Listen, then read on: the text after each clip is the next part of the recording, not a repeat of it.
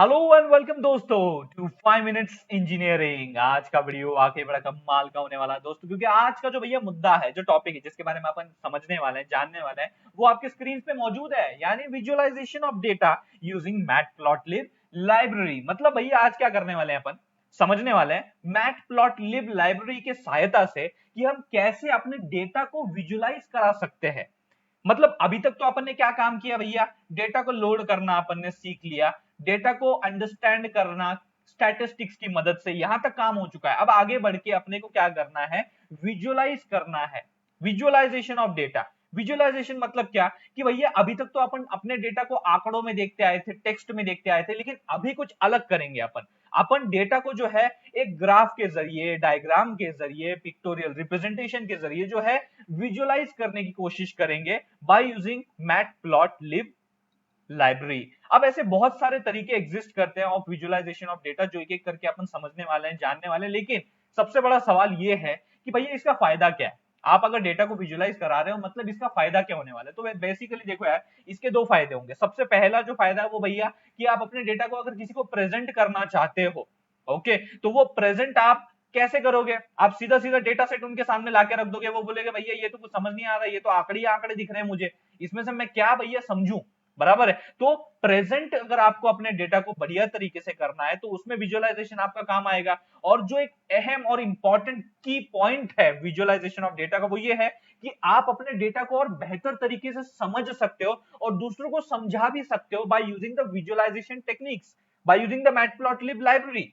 मतलब यहां पे आपको बेहतर तरीके से समझ में आएगा, एक डायग्राम के रूप में अपने डेटा को समझना, एक काम आसान हो जाएगा भाई। ठीक है, तो भैया अपन शुरू करते हैं। और यहाँ पे सबसे पहला और सबसे बेसिक जो विजुअलाइजेशन करूंगा मैं वो अपने डेटा का, वो है भैया एक लाइन के रूप में। जैसे आप देख सकते हो अपन 5minuteengineering.com पे आ गए, visualisation of data using Matplotlib इस ब्लॉग पोस्ट पे। और यहाँ पे अपन जो है अभी सबसे पहला विजुअलाइजेशन परफॉर्म करने वाले हैं, यानी कि सिंपल सी भैया एक लाइन जो है वो मैं प्लॉट यहाँ पे करने वाला हूं। उसके लिए यहाँ पे कोड भी जो है उपलब्ध करवा दिया है, आप सिंपली इसको कॉपी पेस्ट करके प्रैक्टिस कर सकते हो। यहाँ पे आउटपुट का स्क्रीनशॉट भी आपके लिए उपलब्ध करवा दिया गया है। ये सारी चीजें आपके लिए बिल्कुल मुफ्त, बिल्कुल फ्री। तो भैया शुरू करते हैं यहाँ से।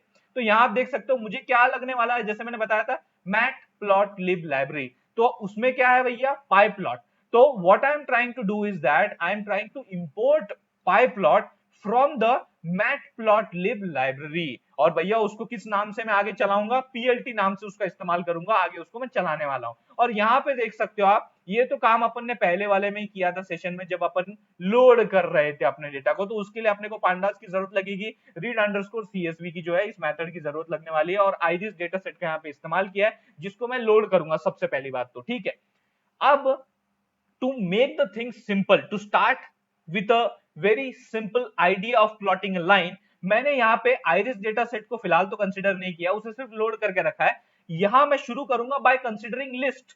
यहाँ दो लिस्ट मैंने कंसिडर की है। ओके, ये जो वैल्यूज है पहली लिस्ट की वो एक्स एक्सेस की है, और ये जो ये जो सेकंड लिस्ट की वैल्यूज है ये वाई एक्सेस की वैल्यूज है। Let's consider it that way, क्योंकि यहाँ पे जो है बेसिकली मैं कोऑर्डिनेट्स ढूंढने वाला हूं सबसे पहले तो, और कोऑर्डिनेट्स को जोड़ते जोड़ते अपने लाइन में प्लॉट करने वाला हूं bye using the plot method. जैसे मैंने कहा था पीएलटी नाम का इस्तेमाल करूंगा, पीएलटी डॉट प्लॉट मेथड का इस्तेमाल किया है, और इसके अंदर मैंने मेंशन कर दिए दो लिस्ट। अब ये कोऑर्डिनेट्स कैसे रीड होने वाले हैं, 1,4, 2,5, 3,6, ऐसे मेरे ये जो 3 पॉइंट्स हैं ये मेरे प्लॉट होने वाले हैं, और इनको भैया जोड़ते जोड़ते एक लाइन भी अपनी यहाँ पे बनने वाली है। अब अगर मैं सीधा सीधा ऐसे ही डायग्राम बना दूं तो वो थोड़ा कम इंफॉर्मेटिव लगेगा, इतना ज्यादा इलस्ट्रेटिव नहीं, इतना ज्यादा इंफॉर्मेटिव नहीं लगने वाला, वो इतनी जानकारी अपने को प्रदान नहीं करेगा।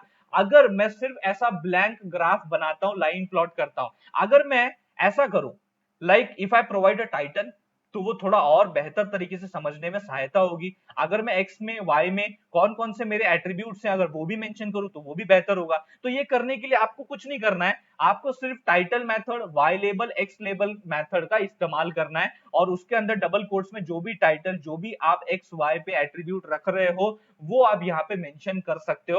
और डायरेक्टली आप जब पीएलटी डॉट शो करोगे तो भैया यहाँ पे आप देख सकते हो आपकी एक लाइन जो है वो जनरेट हो चुकी है, क्रिएट हो चुकी है, बिल्ड हो चुकी है, प्लॉट हो चुकी है। जो भी शब्द आपको पसंद आए वो रख लीजिए। यहाँ पे अपनी लाइन तो भैया तैयार हो चुकी है, मन खुश हो चुका है। यहाँ आप देख सकते हो टाइटल, यहाँ पे जो आपका जो टॉप सेंटर में लोकेटेड होता है, और यहाँ पे आप देख सकते हो वाई एक्सेस एक्स एक्सेस पे जो भी आपके पैरामीटर्स रहेंगे, एट्रीब्यूट्स रहेंगे, वो यहाँ मेंशन रहेंगे। और यहाँ देखो भैया लाइन जो है प्लॉट हो चुकी है as per the points that were provided, जो पॉइंट प्रोवाइड किए गए थे उस हिसाब से लाइन प्लॉट हुई है, बराबर है। और यहाँ से अपने को क्या समझ में आ रहा है, एक लीनियर बिहेवियर एग्जिस्ट करता है between the Y axis and X axis parameter.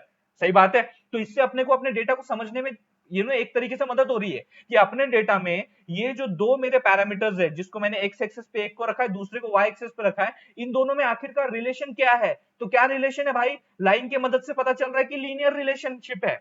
Simple सी बात है, सही बात है, ठीक है। तो अब तो ये मामला बड़ा सिंपल सा था, ओके, ज्यादा कुछ कॉम्प्लेक्स डेटा सेट भी नहीं था, ओके, बड़ा सिंपल सी दो लिस्ट थे जिनमें तीन तीन एलिमेंट थे, जिससे कि तीन तीन कोऑर्डिनेट्स आपके जनरेट हुए और उस बेसिस पे अपने लाइन प्लॉट कर दी। अब अपन थोड़ा आगे बढ़ते हैं, प्रैक्टिकल एप्लीकेशन पे जाते हैं। जैसे कि मैंने आपको बताया था आइरिस डेटा सेट मैंने लोड किया था, तो चलो उसका आगे भी इस्तेमाल करते हैं। एक्चुअल डेटा सेट पे अपन क्या करते हैं, लाइन प्लॉट करके देखते हैं। तो वही मैंने किया यहाँ पे। मैंने क्या किया यहाँ पे, बेसिकली प्लॉट का ही मेथड, इस फंक्शन का इस्तेमाल किया, और उसमें जो है एक्स एक्सिस की जगह पे मैंने क्या रखा है, आप देख सकते हो डेटा डॉट सेपल लेंथ, मतलब मेरा जो डेटा है आइरिस डेटा सेट, उसका जो सेपल लेंथ ये एट्रीब्यूट है वो मैंने एक्स एक्सेस पे रखा है, और पेटल विड्थ जो है वो वाई एक्सेस पे रखा है। और इनकी जो भी वैल्यूज होंगी इसके अकॉर्डिंग ही आपका जो लाइन है वो प्लॉट होने वाला है। और y और x एक्सेस पे जो लेबल्स है वो प्रोवाइड करवा दिए हैं रिस्पेक्टिवली मैंने, और आउटपुट कुछ इस तरीके की खिचड़ी जनरेट हुई है तो वो लाइन ही, लेकिन एक खिचड़ी जनरेट हुई। ये क्यों हुआ, why this is happening, simple सा कारण है यार कि यहाँ पे कॉम्प्लेक्सिटी आपके डेटा की बढ़ गई है। आप पहले वाले अगर केस में देखोगे,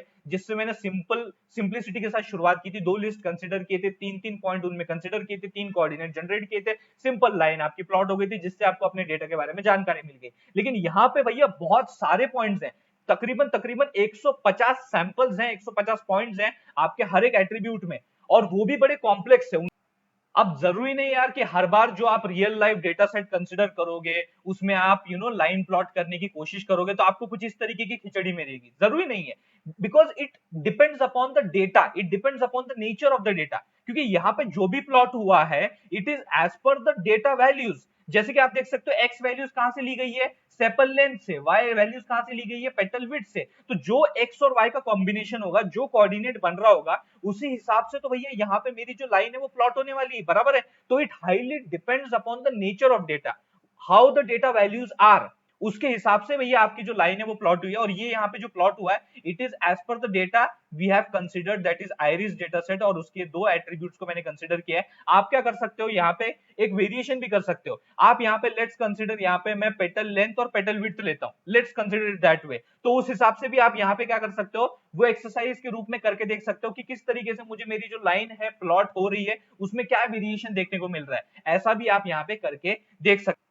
दोस्तों आगे बढ़ते हैं और फिर जानते हैं किस तरीके से हम लोग बार प्लॉट को प्लॉट कर सकते हैं, क्रिएट कर सकते हैं, बिल्ड कर सकते हैं, कंस्ट्रक्ट कर सकते हैं। जो शब्द पसंद आ जाए वो ले लो भैया, लेकिन मुद्दे की बात तो ये है कि बार प्लॉट अपने को जनरेट करना है। ओके, इस तरीके के रेक्टेंगुलर बार जो है वो अपने को जनरेट करने कैसे करेंगे बताओ मुझे। तो बड़ा सिंपल सा उत्तर है इसका, मैटप्लॉटलिब इस लाइब्रेरी को अपन ने क्या किया, इंपोर्ट किया है, बराबर है। पीएलटी नाम से इसको इस्तेमाल अपन कर रहे हैं, सही बात है। अब इसमें एक बार मेथड होता है जिसका आपको इस्तेमाल करना है to generate the bar plot. Simple सी बात है, बार इस मेथड का इस्तेमाल करना है। और इसके अंदर आपको यार दो चीजें तो बहुत ही इंपॉर्टेंट है, ये दो पैरामीटर तो मेंशन करने ही है। पहला जो है वो ये है, एक्स एक्सिस पे कौन सा एट्रीब्यूट, कौन सा फीचर आपके डेटा सेट का आप रखना चाहते हो। फिर उसके बाद दूसरा कॉमा सेपरेटेड, वाई एक्सिस पे कौन सा पैरामीटर, कौन सा फीचर, कौन सा एट्रीब्यूट आपके डेटा सेट का आप रखना चाहते हो। यहाँ पे जो मेरा data set iris data set है उसका स्पीशीज वाला जो बेसिकली फीचर है, जो एक एट्रीब्यूट है, वो मैं एक्स एक्सिस पे रखना चाहता हूं। और वाई एक्सिस पे कौन सा रख रहा हूं भाई साहब, मैं यहाँ पे सेपल विड्थ रख रहा हूं, ठीक है। बाकी X label, Y label, title, ये तो भैया सेम मेथड्स है जो अपन ने एक तरीके से मोर इलस्ट्रेटिव, मोर इंफॉर्मेटिव अपना जो डायग्राम है वो लगे, इसके लिए अपन ने यहाँ पे इस्तेमाल किए, जो कि अपन ने लाइन प्लॉट में भी इस्तेमाल किए थे। और यहाँ पे आप देख सकते हो स्पीशीज, सेपल विड्थ और बार प्लॉट ये मैंने दे दिया है, जिससे कि अपने को ज्यादा इंफॉर्मेटिव अपना डायग्राम लग रहा है यहाँ पे जो जनरेट हुआ है आउटपुट में, ठीक है। अब यहाँ पे एक चीज आपको याद रखनी है, जब भी आप बार प्लॉट जनरेट करना चाह रहे हो तो वहां पे एक शब्द रहना चाहिए, कैटेगोरिकल डेटा।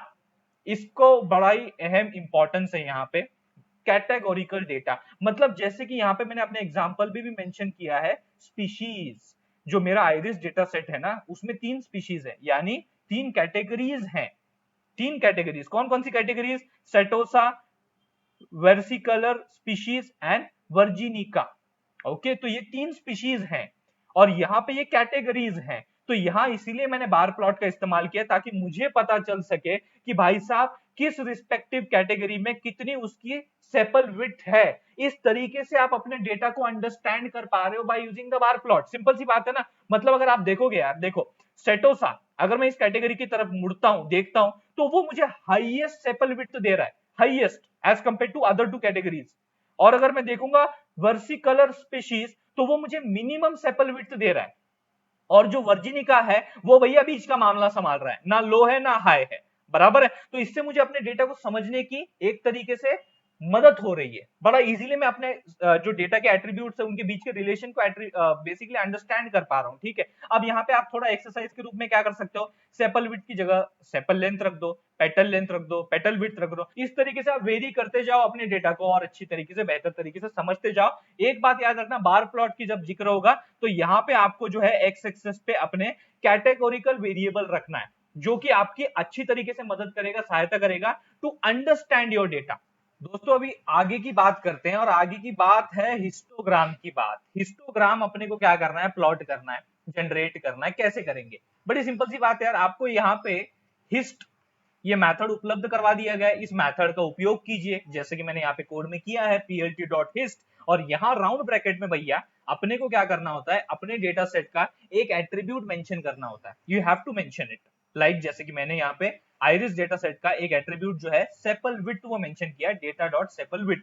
अब यहाँ ये जो हिस्टोग्राम जनरेट हुआ है, it is the histogram so generated for that specific sepal width attribute of your iris data